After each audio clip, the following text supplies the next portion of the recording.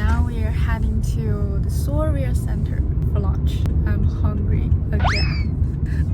When I see you guys, I'm always hungry. I have not had coffee today. First day back from the Khmer New Year. All the shops are closed on the street. And today I'm expecting to see some of them coming back. And under our hotel for the Khmer New Year, they have set up the ritual, put the stuffs here, the foods. It's very similar to New Year we had in China, that we put the food, put the pig, put the fruits to do the ritual to wish for prosperous New Year. Prosperous. To wish for prosperous. There are a lot of Chinese on the street. There's not much difference. I mean, a lot of Chinese restaurants too, and trade companies. A lot of shops for trade, international trade.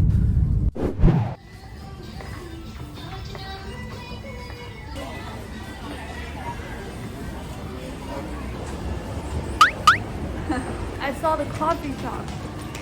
I want the coffee, but later on maybe. Drinks shops are scattered around. We have local competitors of KFC. When the KFC first entered the market, and they're doing pretty good at that time. This is a big, good practice for my hand strength. It's so tiring. It's such a test for my muscle. Superwoman is Mr. DIY. I like this name. Oh, I don't want pizza. It's not open yet, right? It's new. This is the food court. So in their oh, they have 这个冬阴功汤 on the third floor of their mall, there is a food court here. I'll vote for barbecue. This is a Chinese drink. Fill out. I found that all the drink stores, the chain stores, like most of them, better looking ones are the Chinese brand. I mean, for drinks shops and brand and industry, China is really pretty pretty aggressive. They expanded a lot universally. Representatives would be Haiti and Naixue. These two are listed. They raised a bunch of capital, like very, very big capital, and then go to IPO, and are doing pretty successful. So this industry, there are a lot of followers too, and are doing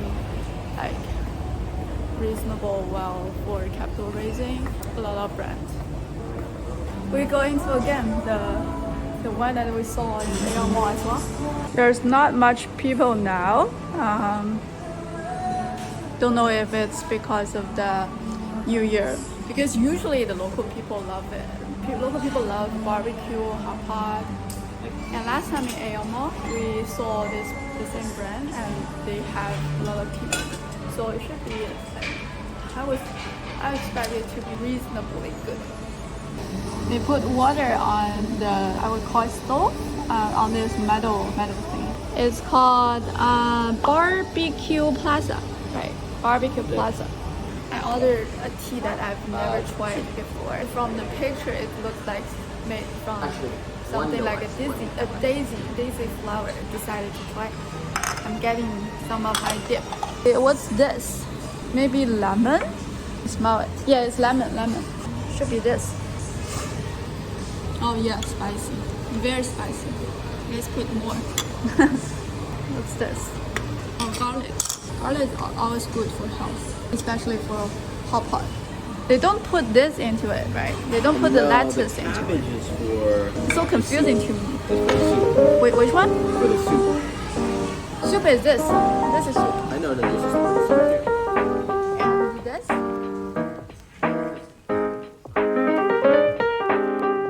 Okay, my dip is done. Let's try later.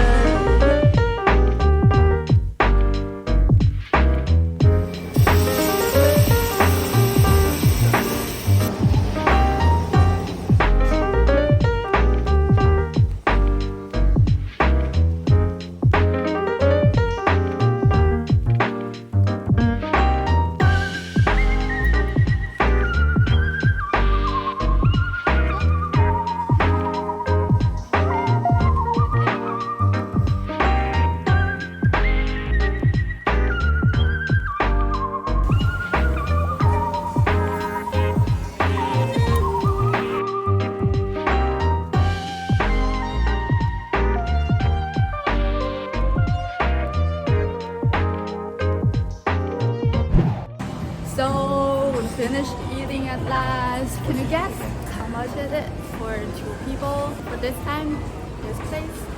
I'll give you 3 seconds as usual for thinking. 1, 2, 3. Today is at 28.5 USD for 2 people. It's not cheap at all for Cambodia. The average personal income per year is for in Phnom Penh, the capital city, per family average income is 1,500 USD. Can you imagine? So I would say definitely like internationally, this price wouldn't be expensive. Wouldn't be much. Compared with last time what we eat at the fusion restaurant are 76, something like that, because they're different type of restaurant. This is definitely for average people and chain restaurants and like mediocre, and also their food quality and taste is also like I would say average. And last time that one is definitely a high-end restaurant, and they're targeting at the customers, let's say most internationals, and their food is definitely above average. I wouldn't say it's perfect, but it's near to good.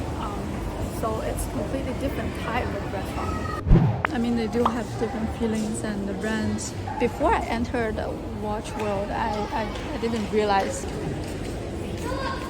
I'm not an expert on watches. Say the limited edition, even like their most popular edition of some brands just hold value, you know. They just hold value and it will increase value. That's incredible. You can see the clasp very easily from the clasp. And it's lighter, right? Yeah, but it's the portion. Do you have a better one? No. No. The size is wrong. Oh. The size is not right. Can I see this one? 手工不错 This is pretty good. Where from? China? Japan Japan. Japan. Oh. Japan machine Japan. Yeah. See, very good actually. This is not good. Let's try. 有点不对. You can see the tick. But actually, the bracelet is very impressive. As you can see, even though it's pretty obvious it's a fake watch, but the manufacturing techniques of itself is, well, pretty good, impressive. That's how I see the watch industry. The manufacturing itself, the techniques is getting better and better, and a lot of manufacturers, OEMs, can have the capability of doing that.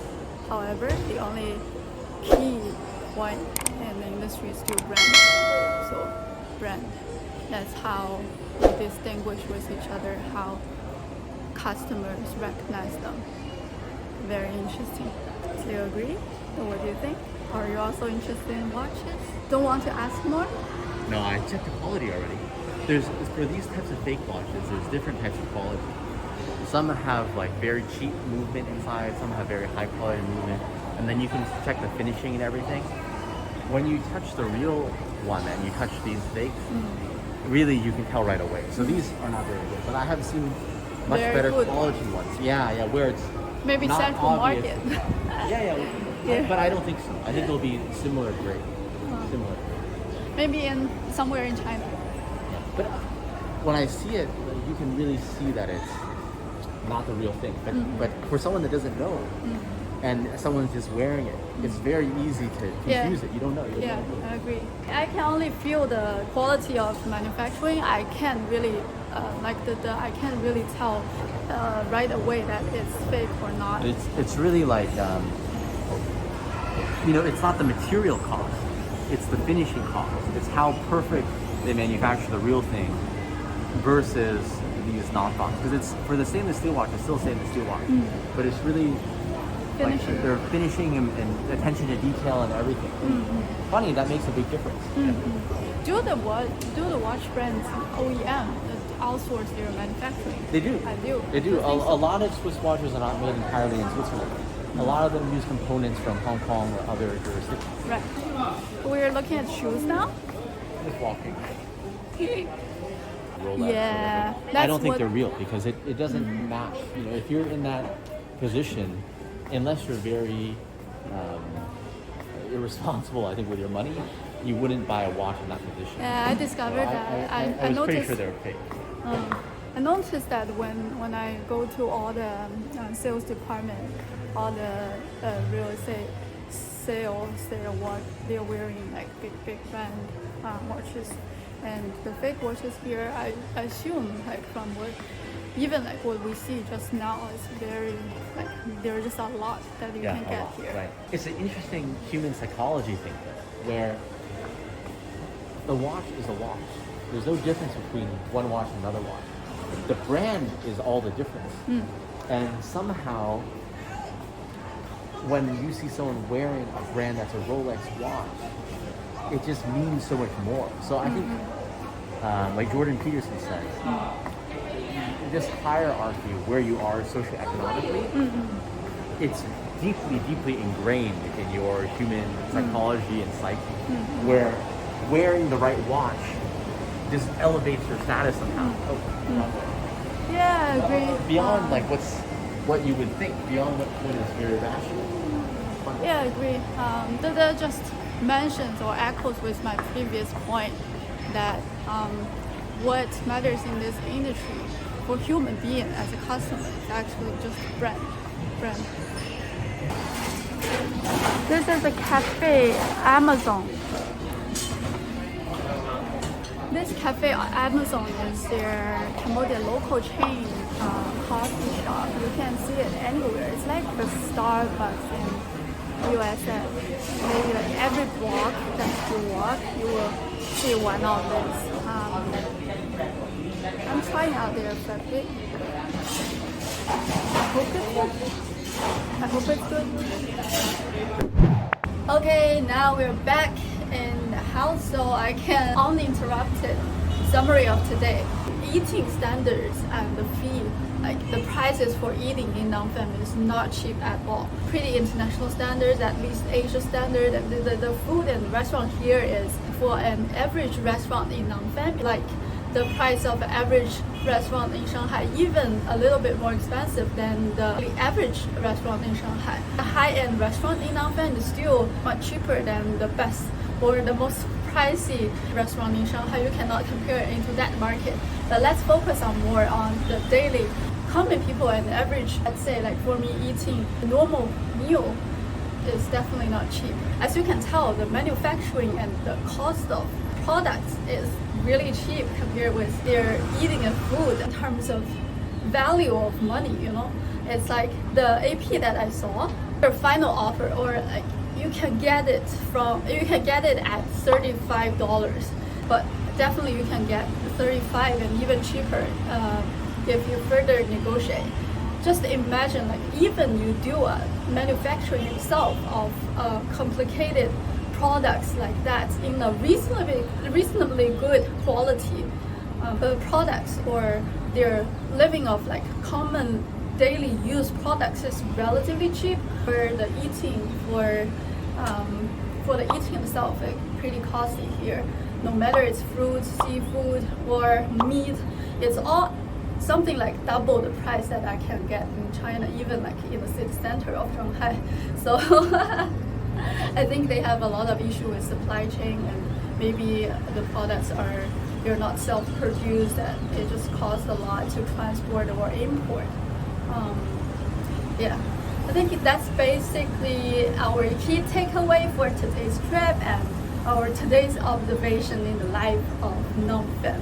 Please stay tuned of my channel, and your support is very, very important to me, and really appreciate every one of you who have ever supported me. Your support is what can help me to grow this channel and grow my content. Thank you very much, and remember to subscribe, hit the like button, and leave a comment to me if you want. I'll see you in the next video then. Bye!